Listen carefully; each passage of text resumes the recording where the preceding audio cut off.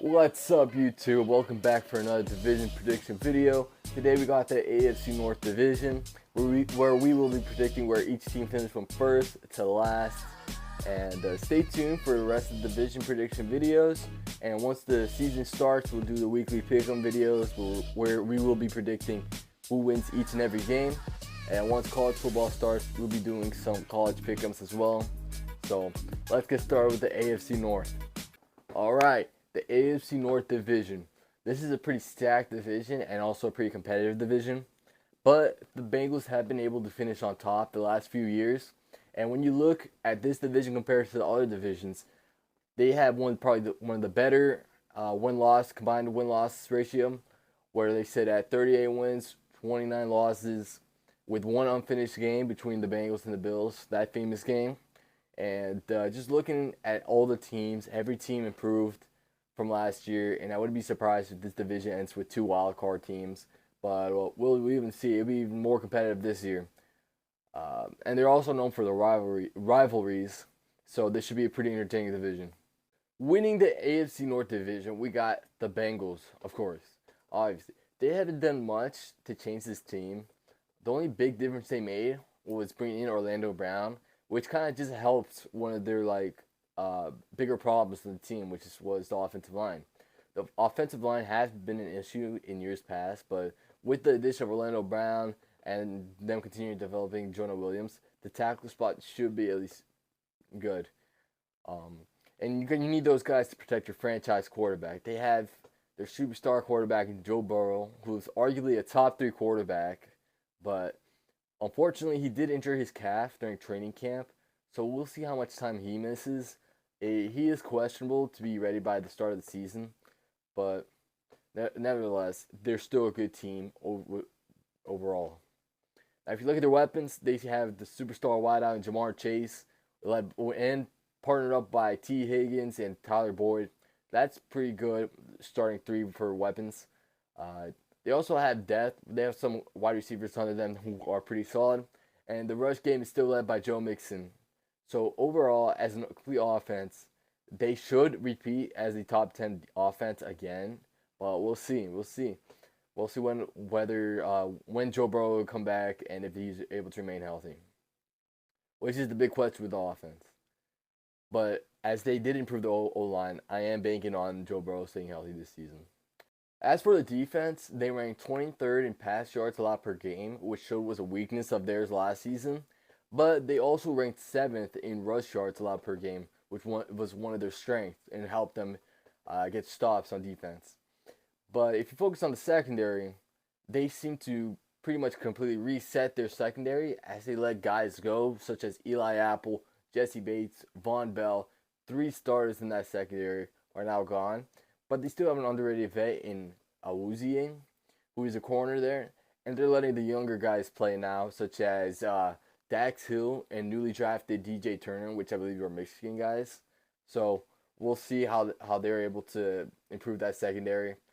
But as for the front 7, this is an underrated group led by DJ Turner, who's a beast of a defensive tackle. He does amazing in run stopping. They also invested in the edge rushers in this year's draft, taking Myles Murphy with the first pick, who will be paired up with Sam Hubbard and Trey Henderson, who is a dog. He's a beast. Linebackers are a solid crew with Jermaine Pratt and Logan Wilson being big names there. Those guys are able to get tackles and help with the run game as well. This team are pretty much retaining most of their guys besides their secondary, and are ready to make another big push. They have gotten close to winning the whole thing a few times and will be a contender again this year. But the only questions are, of course, the health of Joe Burrow and how that secondary will be able to play. Whether they improved or not with those young guys we got to see.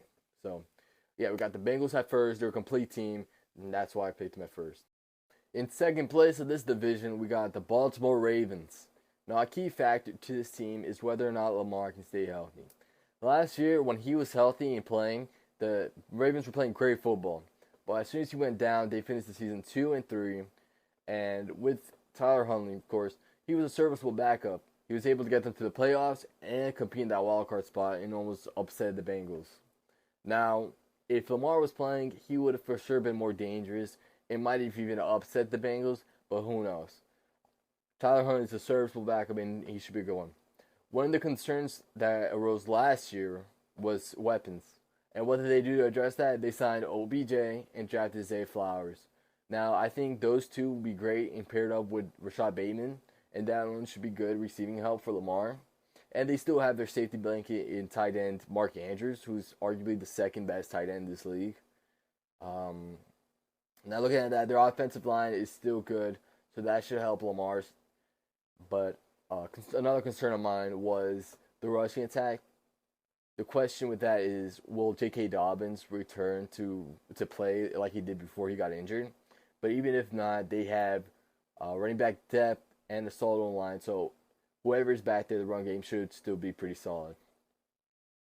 Now, looking at the defense, their strength definitely came when they defended the run, as they ranked third in rush yard allowed per game.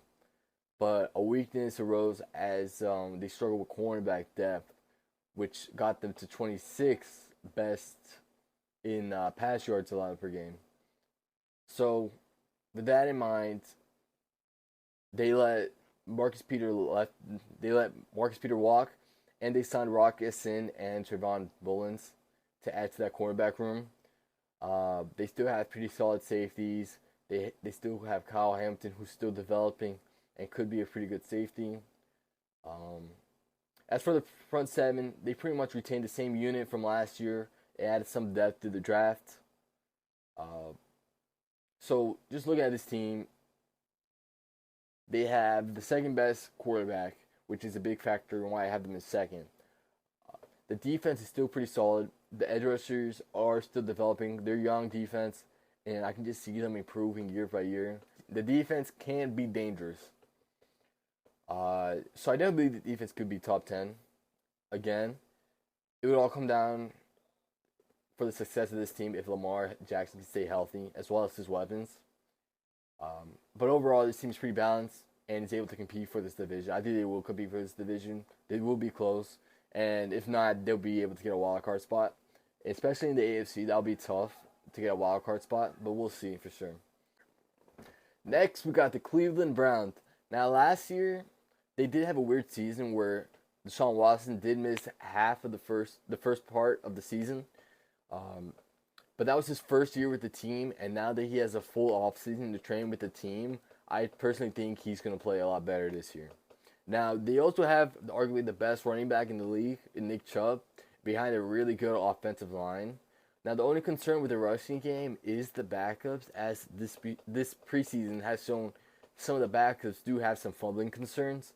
But even with that, the offensive line is pretty good. I'm pretty comfortable with whoever's back there, as long as the O-line is healthy. Now, a concern that did arose last year was some of the weapons, as they did finish 22nd in pass yards per game. They did have Amari Cooper, yeah, and they do have an improving talent in Donovan Peoples-Jones. Even with that, they did add some receiving help in Elijah Moore and drafted Cedric Tillman, who I like coming from the draft out of Tennessee. He's playing pretty well in the preseason. And speaking of the preseason, so is Dorian Thompson-Robinson. He's been killing it this preseason so far. It might actually win the backup spot for this team. As for this defense, the strength was definitely in the secondary.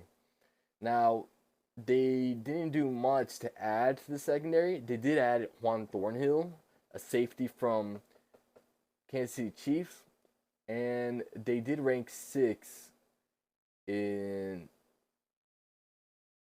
No, they didn't rank 6th. They ranked 5th in pass yards allowed per game. So that's pretty good. And they have Denzel Ward still, who's a really good corner, who was able to defend well. Now, other than that, they did add Juan Thornhill, and they still have Grant Delpit out of LSU. That's a pretty good secondary. The concern was, as for the defense, was the rushing defense. They ranked 25th in rush yards allowed per game. And you might ask, how did they address this? They addressed this by signing Shelby Harris, Dalvin Tomlinson, and Zadarius Smith. And their linebackers should be healthy this year. So, with all that in mind, I definitely think the rushing defense is going to improve. And as long as the secondary is able perform like they did last year, this defense is going to be really solid. Now, with that in mind, I think they're a pretty complete team, and I think they're underrated, and there might be the dark horse for this division. They'll be able to compete and make some noise in the AFC, and I don't know what could go wrong besides Deshaun Watson disappointing. But as long as he goes and plays like he did when he was on the Texans, this team could make some noise.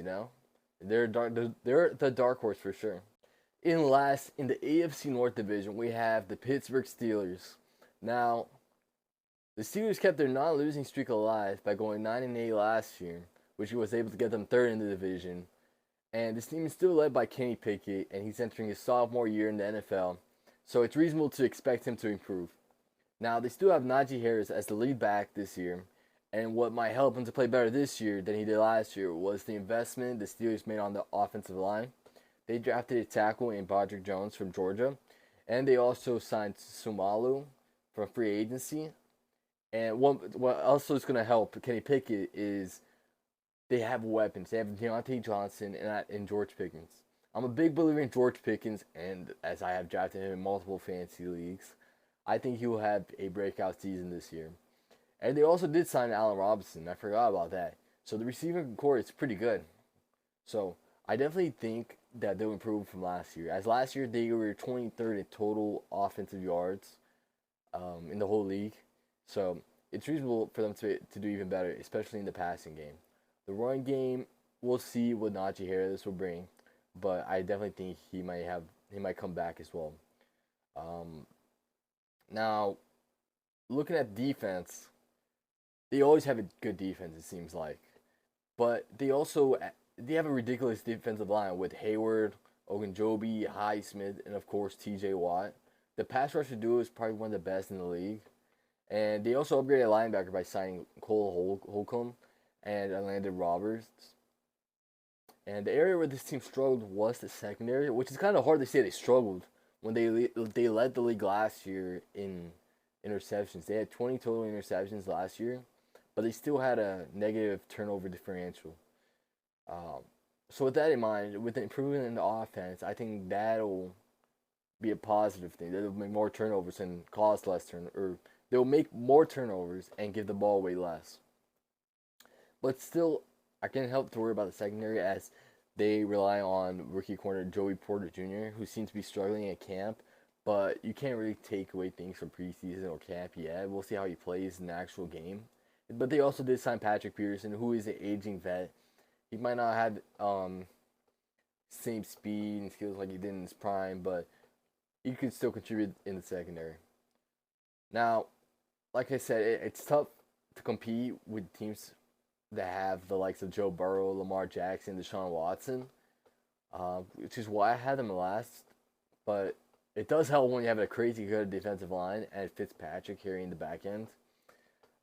But with that in mind, I still put them at last. It's hard to put them over in the other teams, and that's not to say that they're bad. They're not a bad team. They're a pretty good team. It's just this division is stacked, man. So, and last we have the Steelers. All right. So looking at this division, what surprised me was that every team had a positive turnover differential except for the Steelers, who was just -1, while leading the league in turnovers, ironically, or not turnovers but interceptions.